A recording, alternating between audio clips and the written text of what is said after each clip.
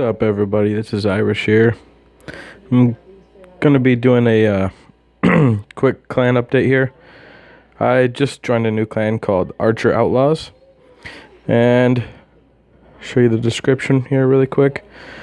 It's kind of like a branch off of the clan I was in when I used to play competitive, called WHF Rising, which is no longer active. So, show all the members really quick. We have a couple people in here, actually quite a few, that were in Rising for a long time, such as myself, that are just looking to get back into the competitive scene, but not in a super hardcore, like do everything right or you're kicked type of attitude, you know? So, if you think you have what it takes, just hit us up. And we'll see what we can do. Other than that, today I'm going to be doing a war recap. And as you can see, it was against OneHive Swarm, another top fair play war clan who has been in a setting a long time, a lot longer than this clan, I think. And I'm not too sure on that, but they are a branch off of OneHive 2.0 and OneHive Evicta. They are very, very high quality clans. As you can see, we lost 67-70, which isn't too bad. It's not too bad of a performance. Here's what they did to us. They had a couple problems with some of our Town Hall 9s they had to clean up with their Town Hall 11s and Town Hall 10s. And we had a couple really good attacks, such as 3-star and number 2. And we struggled with a couple of their Town Hall 9s just because we don't have the depth that they do, I guess you could say. They have more people coming in and out than we do. So I was very pleased with the performance that they had. And I'm going to be going over a couple of attacks. I'll show you guys number 2 here really quick. Really solid attack. And shows you the power of bowlers on Town Hall 11s, which is actually being very hard to even 2-star lately, so getting a 3-star is saying something, that's for sure. He's just starting off with a standard queen walk. I think he's going to be doing a queen walk with a go bolo, I think, on the top end with minions to funnel. Yep, this is mini bowler walk. It's pretty cool. Haven't seen this one in a long time. And a giant Golem on entry, and I think he has more bowlers, like 16, 15 bowlers to back it up on top of that. So right now we're really showcasing the power of bowlers. Clan Castle, standard Clan Castle, a Witch, Baby Drag, a Valkyrie. Nothing too special. They get wiped out pretty quick. They go into the core, and he pops that ability from the Warden and just demolishes the center of this core. I think the main push is what helped this attack a lot, and drops that freeze in the backside Inferno. Great plan. And from here on, usually is when the attack starts to fade away. But as you can see, he still has his King ability, and he just uses Queen ability. So at this point, he has a very good chance of a 3-star. It's brewing. And pretty much from here is just clean up from the Archer Queen. All of his 3 heroes are still alive, so he has those healers on that King to tank, along with the Golem, so everything seems to be in place right now for him to sweep through the rest of this base. It's a very well executed attack. It looks like he might have just been going for a really high 2-star and ended up getting this, so either way, it's a very well executed attack. I'm going to skip out of this one really quick, go back to the war map. Let's see. Oh, searching for war.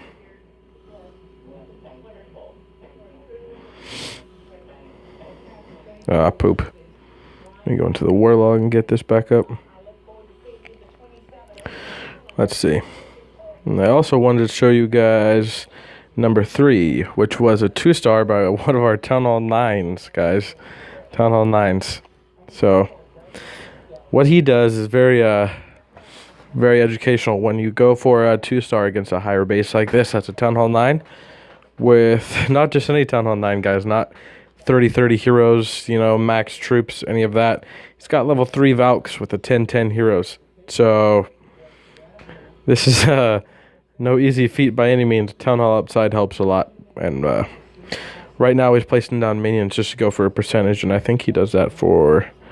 Yeah, puts the baby dragon on the top. There's no air targeting defenses up there that can reach that baby dragon at the moment. So, and it also makes him pretty good funneling when he puts in his kill squad with the bowlers there. That baby dragon on the top did. He took out a couple buildings for percentage in that town hall. Really, really weak, in my opinion. Really weak clan castle, dragon and minions. So that also helped a lot. So his entry was pretty strong for a town hall 9. Very surprised, and he has 1 more % left, and he still has a quarter of his army comp to go. So it should be a pretty easy hog deployment for the entry. And he doesn't just get a solid 50. I think he gets like 67%, which is really saying something for town hall 9. So picks off a couple buildings, grabs a couple extra percentage with minions on the end there. Really, really well executed. Let's see. I think I had a couple other ones they wanted me to show as well. Fort Sioux's attack on 14 was one of them. They wanted me to review this one. And a lot of these are going to be showing the power of hogs. A lot of people thought because they buffed the hogs, and they didn't buff them in a way that we thought they would. They took away the double damage on the double giant bombs, and they put in a bomb tower, which is going to be fixed eventually, because hogs right now are way OP. And you will see that in this attack, along with a couple other ones I'm going to show as well. The hogs just demolish this base. Pretty standard entry. Golems, king, queen. A couple of back-end bowlers there. Puts the poison on the CC. Really weak CC. A couple of balloons there. But now he's going to put in these hogs on the left-hand side. He only has, I think, 13 hogs. And they take care of everything. As you can see, he just went through a single bomb without even healing it. So, another one. Hogs just sweep through this base, destroying everything. That's like 3/4 of the base cleaned up by hogs, which couldn't have been done if this was the current meta a while back. So, just showing the power of hogs sweeping through that base like no problem. It's going to be an easy 3-star. Crush. Great job, Sue. Let's see. They wanted me to show E-balls on 17 as well. These are all former Rising members as well, so I know them pretty well. And I think he goes for a dragon queen kill on the entry, and it just doesn't work out for him, as you can see. This used to be a really well, like when you can trade 40 clan castle troops for a queen kill and a couple point defenses in there as well. That's a pretty good trade, but it just doesn't work out in his favor. So he carries on with the attack as he should. Places a jump spell, and the jump spell covers a lot of ground because it gets him over into like 3/4 of the base because of that big moat that he has. Taking out a quad Tesla as well. And then the back end, he has hogs again, guys. Watch the value he gets out of these hogs. Kills 3-point defenses right off the bat.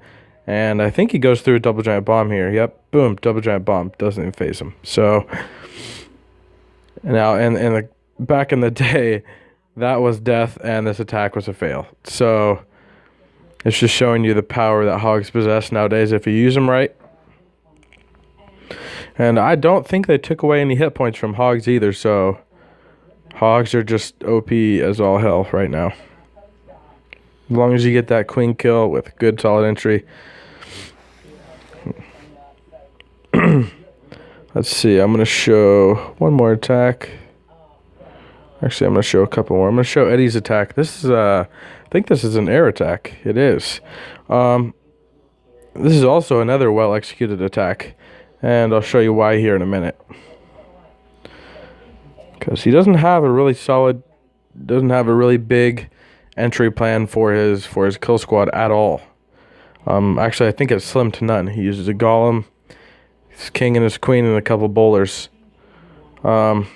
Usually you'd bring a little bit more than that, maybe a couple wizards to back it up or something else, but he just kills that queen, takes out the town hall with town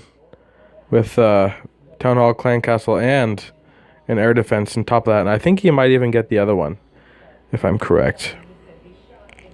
Yeah, he does get the other air defense. So he has 2 air defenses, and he has 3 lava hounds, guys. 3 lava hounds and balloons. And at this point, I think this base is just going to be overkilled, in my opinion.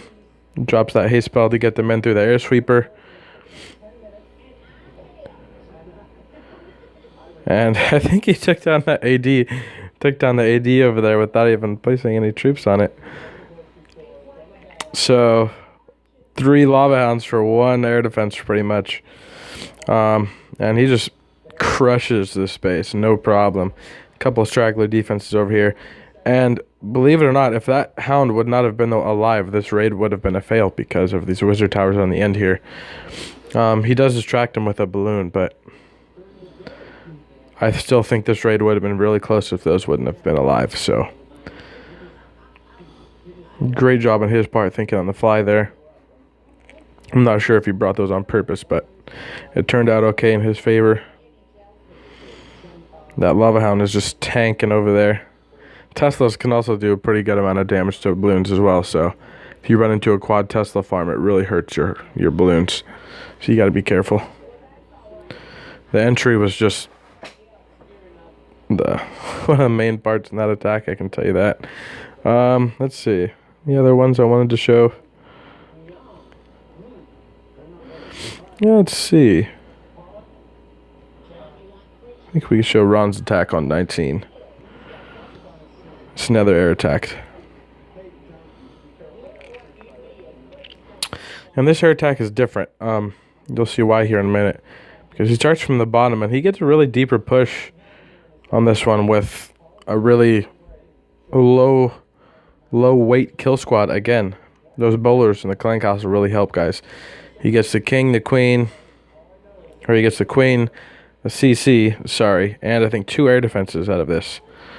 And I think 3 Teslas or 2 Teslas. You can rewind that and find out.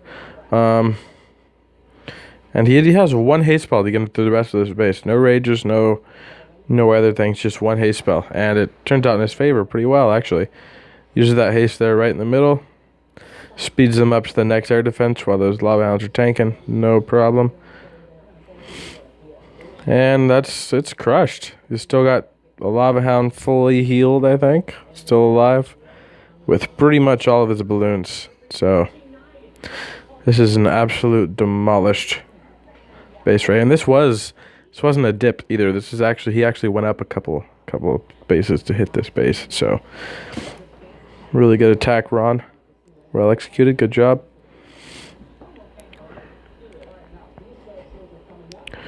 There's one more I wanted to show as well. I think anyway. I'm not sure where it's at the moment. I think that's it. I'll show you guys the Trunks' attack on number 1. Just to show you guys the power that bowlers possessed. His first attack was a 3-star, or his first attack was his attack. His second attack was a 3-star. And shows you the power of bowlers here once he does his entry from the bottom, I think. I'm going to pop a little say hi to YouTube so these guys know what I'm doing.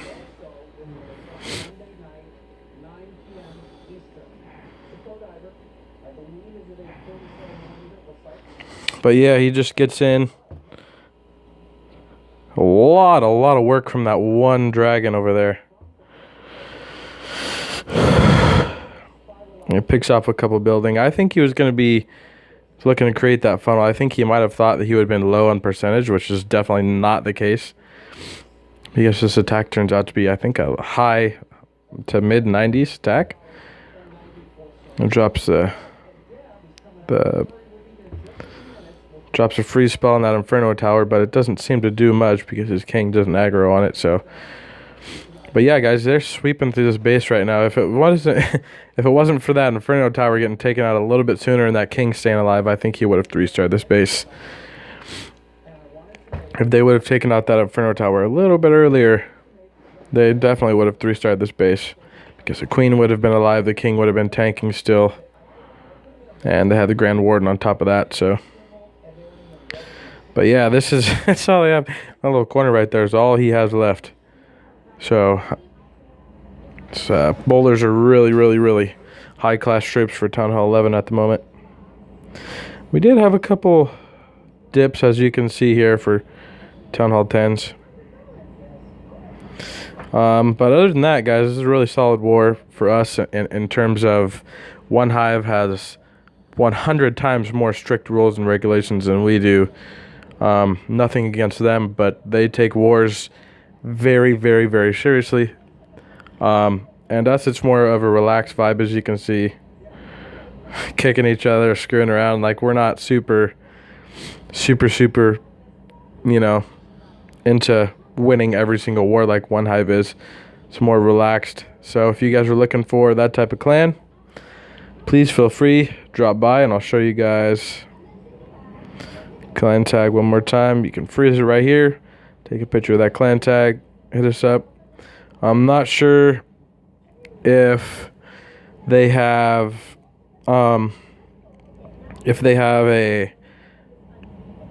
I guess you could say, a requirement to entry, but I know you have to have Discord and Clash tools to call attacks and go over attacks.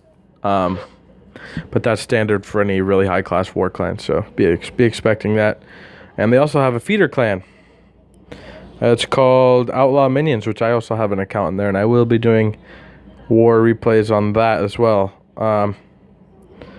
And they're pretty low war weight clan. They have a couple Town Hall 8s, Town Hall 9s, and I think a couple 10s and 11s.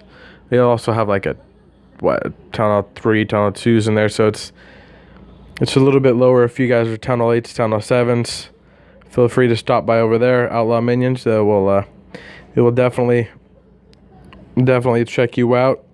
If you think you have what it takes, tell them you'd like to try it out for Archer Outlaws, and we will see what we can do. So as I think that's going to be it for this video. Like I said, feel free to join the clan, and we will see you guys next time. Peace.